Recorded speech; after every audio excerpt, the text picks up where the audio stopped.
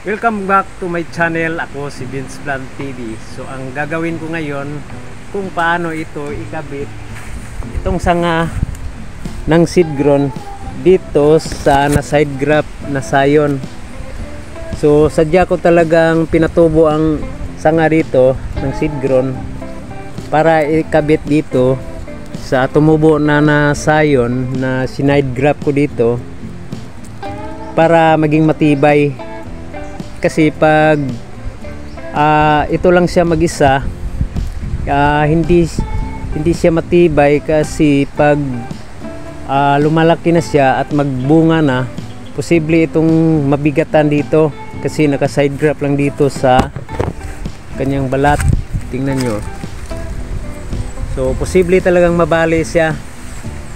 So itong sanga ng seed grown niya, ito ang ikakabit dito para maging matibay siya. So sa hindi pa nakapag-subscribe, mag-subscribe po kayo para updated kayo sa mga bago kong video. So umpisahan na natin. So tatanggalan lang natin ng ilang dahon at sanga dito. Ganyan lang. At isukat natin kung saan natin siya idikit. So ganyan lang.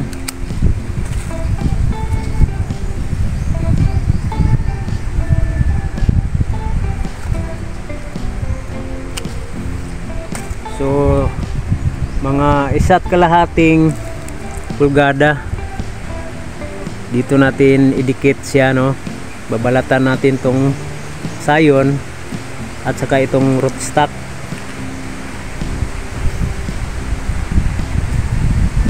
So ang gamit ko ay cutter.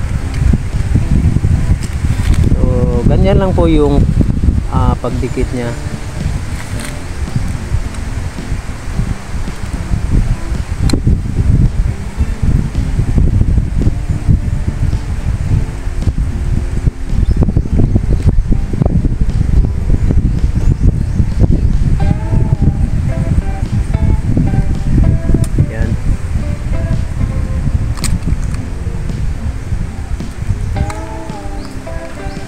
Tatanggalan lang ang kanyang balat, yung sayon. Ayan. At dito, so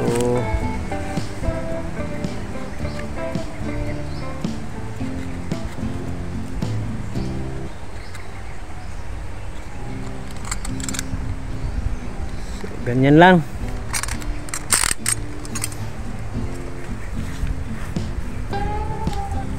So ang gamit ko, ito po ay ice wrapper. So hindi na ako bumili ng grafting tape. So ito lang, ginupit ko lang ito kasi mura lang.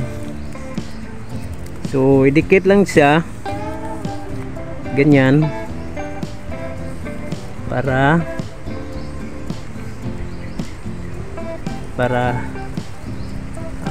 dumikit siya ng maigi.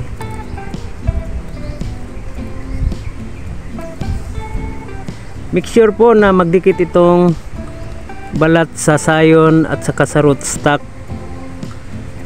itong sanga ng rootstock, para talagang magdikitan sila.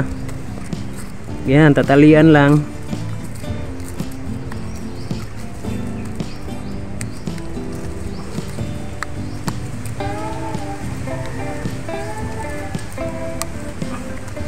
So i-update ko po kayo pag okay na ito.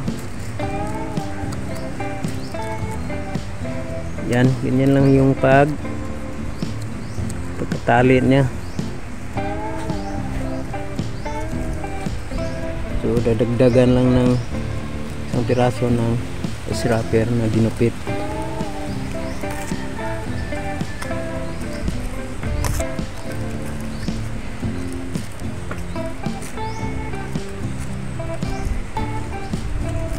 Ayan.